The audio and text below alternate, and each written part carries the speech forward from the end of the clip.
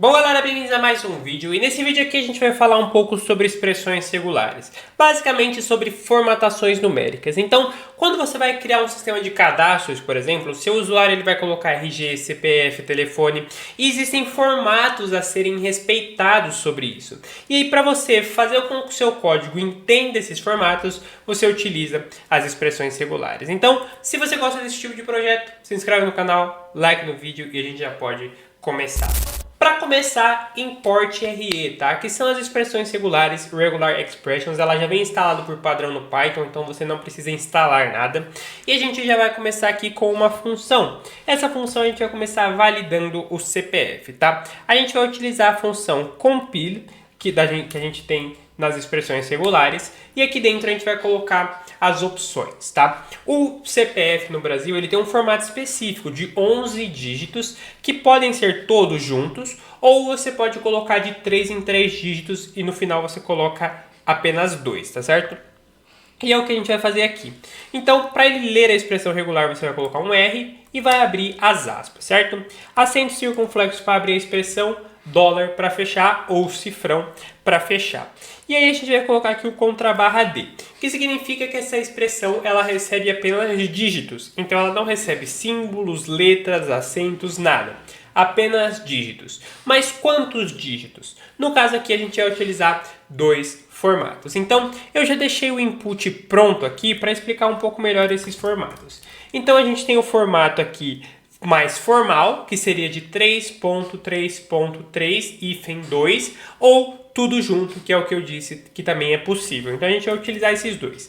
O primeiro que a gente vai passar é esse aqui. Então 3 dígitos. Então eu preciso especificar que eu recebo 3 dígitos. Então depois do D aqui você vai colocar entre chaves o número 3. Então isso aqui significa que ele vai receber 3 dígitos. Não é até 3. É 3, tá? Não pode ser 2, não pode ser 4. É 3 dígitos. E depois a gente vai colocar um ponto final. Só que no caso das expressões regulares, só isso aqui não resolve, tá? Porque nas expressões regulares, o ponto ele tem algumas funções. Então, se você quer que ele funcione como ponto de fato, você tem que vir e colocar um contrabarra. E aí ele se torna um ponto de fato, tá? Caso contrário, ele não vai funcionar. E aí a gente vai repetir isso aqui algumas vezes. Então, a gente tem aqui o 2 e o 3, certo? Então, 2 e 3, só que o terceiro não tem o ponto. E aí a gente coloca o hífen, contrabarra D, 2, que seria esse final aqui, tá? No caso do hífen, você não precisa colocar um contrabarra, tá? Nesse caso aqui, quando você coloca apenas o hífen, ele está funcionando como hífen. Se você coloca um contrabarra, ele passa a funcionar como um sinal de subtração, certo? Então, nesse caso aqui, é sem o sinal de contrabarra. E aí aqui, a gente já fez a formatação desse modelo. Só que a gente permite esse modelo aqui. Mas vale ressaltar essa palavra aqui, ou.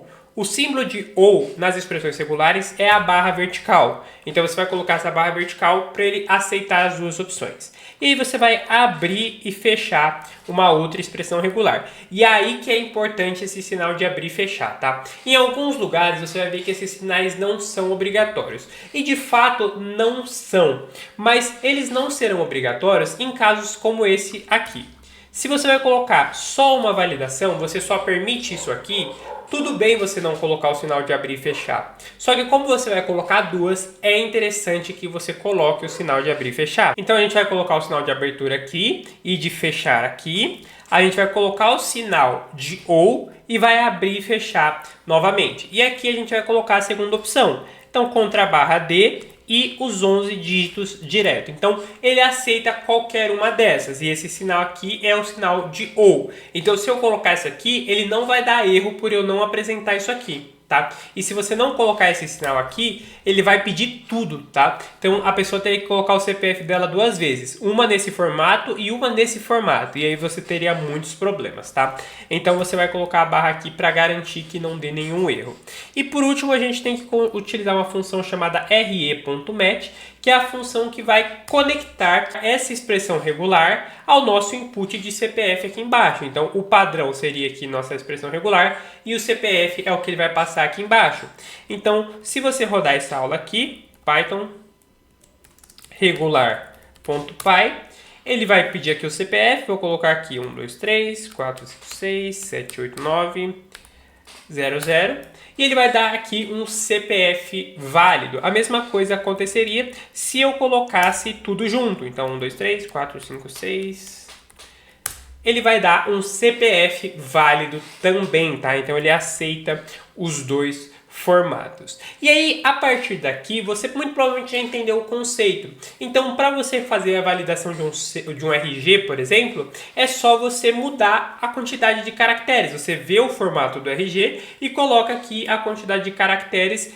Aí você mexe no ponto, esse tipo de coisa, mas é basicamente a mesma estrutura. O CEP é a mesma história, então eu vou trazer aqui uma função de CEP, que eu já deixei aqui no meu roteiro, e é basicamente a mesma coisa. Então, aqui no CEP, a gente tem uma estrutura de 8 dígitos ou uma estrutura de 5-3. Então, aqui eu deixei um comentário na expressão regular para validar o CEP e é a mesma ideia. Então, você vai só colocar os caracteres, colocar os hífens, tá? Vale ressaltar que você tem que respeitar essas estruturas com hífen, com ponto. Geralmente é um pouco mais chato essas questões de documento, então é interessante que você tenha da maneira correta. E se a pessoa, por algum motivo, não colocou da maneira correta, você precisa reportar esse erro para que ela coloque do jeito certo, senão você vai ter problemas depois na hora de mexer no seu CRM, esse tipo de coisa, tá certo? Então, aqui você tem a estrutura para validação de CEP. É a mesma coisa, só mudou o número de caracteres. E por último, tem a validação de telefone, tá? Que é um pouco mais complexa, tá? Então, aqui no caso da validação de telefone, eu trouxe essa estrutura aqui, tá? Você pode fazer uma estrutura simples como essa aqui, mas como a gente já está falando de algo um pouco mais avançado, eu trouxe aqui algo um pouco diferente na validação de telefone. Eu trouxe diversos tipos de validação dentro da mesma expressão regular, tá? E aí aqui eu trouxe uma pequena cola para você dar uma olhada quais formatos são válidos e quais formatos são inválidos, tá? Quando a gente fala de colocar esse espaço aqui, tá? Nas expressões regulares você precisa declarar o espaço, não é só simplesmente você vir aqui e dar um espaço, tá? Você precisa declarar esse espaço. E esse espaço, ele é sempre declarado pelo contrabarra S. Então, esse contrabarra S aqui, ele está dando esse espaço. Mas você pode ver que eu coloquei um contrabarra S e uma interrogação. Essa interrogação, nas expressões regulares, significa opcional. Então, esse espaço é opcional. Isso significa que se ele aparecer aqui, tudo bem. Se ele não aparecer, tudo bem também, não é para você acusar nenhum tipo de erro. Então, nessa primeira estrutura aqui, a gente tem os 2 dígitos, que seriam um DDD. Se você quiser colocar a questão do país, lá no Brasil é o 55, você pode colocar uma estrutura a mais aqui, eu não achei necessário, mas aqui a gente vai colocar apenas o DDD, então a gente coloca aqui o 2, certo? Aqui você pode ver que tem um contrabarra parênteses, tá? Esse contrabarra parênteses é para você colocar o parênteses aqui também, certo? Esse parênteses de fora, que seria o parênteses um pouco mais alaranjado, é o grupo. Então ele está isolando a expressão regular. Esse contrabarra parênteses aqui é o parênteses de fato que ele espera que esteja aqui, certo? E aí a gente segue as estruturas. Então 4 e 5 dígitos, tá? Você pode utilizar essa questão também para formatar aqui em cima, se você quiser. Então aqui geralmente é 4 a 5 dígitos, por quê? A pessoa pode colocar o 9 ou não. Então eu dei o exemplo, caso a pessoa coloque o 9, e aí serão 5 dígitos. Caso ela não coloque o 9, serão 4 dígitos e os 2 formatos são permitidos, tá? Então, esse aqui é o de 4 a 5 dígitos. Aqui é só 5, aqui é só 3. Aqui é de 4 ou 5. Não pode ser 3, não pode ser 6, ele aceita de 4 ou 5. E o segundo aqui, geralmente, é obrigatoriamente 4, não tem para onde fugir, certo? E aqui a gente tem uma outra formatação, que é uma formatação com hífens. Então, ao invés de você utilizar os parênteses no DDD, nesse caso aqui você coloca o DDD e coloca o hífen, que é essa opção aqui, certo? E aí pode ter um espaço ou não, depende do que você for fazer, tá? E aqui embaixo você vai colocar um laço for, tá? Como eu disse, esse é um pouco diferente. Então, se o número estiver dentro do número de testes, o telefone é válido, se não tiver, é inválido, tá? Aqui eu coloquei um laço for para você testar as formatações. Mas quando você quiser colocar o input, é só colocar dessa maneira. Então, você coloca aqui um número de telefone, traz o input e faz um match entre o padrão. Você vai fazer essa estrutura aqui, um match entre o padrão e o número. Então, você pode colocar aqui embaixo, por exemplo, a variável número, que seria o número de telefone, né? Vou colocar número telefone aqui. Será que tem essa variável? Eu acho que ainda não, né?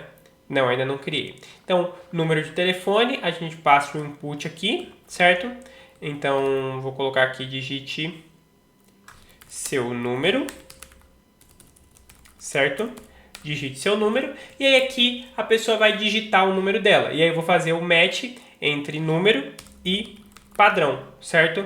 Então, entre número e padrão, a gente faz um match, né? Seria o número de telefone aqui no caso, tá? Que é a variável que eu coloquei ali embaixo. Então, você coloca o padrão e a partir de agora ele já está funcionando, tá? Aqui no caso a gente tem só o input, mas é interessante que você traga os prints também. Então, você vai colocar esse if else aqui de número válido, número inválido para você testar, tá? Esse aqui eu não vou rodar porque eu já rodei os outros dois, você já viu os outros dois funcionando. Então, esse aqui você vai testar e vai rodar, vai construir o seu próprio if else aqui, senão você vai ficar só copiando o meu código e não vai exercitar os seus projetos, tá certo? Então, por essa aula eu fico por aqui. Espero que tenha gostado. Se inscreve no canal, like no vídeo. E se você quer aprofundar no Python de verdade, confere os links na descrição, tá? No link da descrição você vai encontrar o link para o Python Pro, que é o meu treinamento onde a gente aprofunda de verdade no Python. Então, lá, isso aqui é só o começo, tá certo? Então, fico por aqui e até a próxima.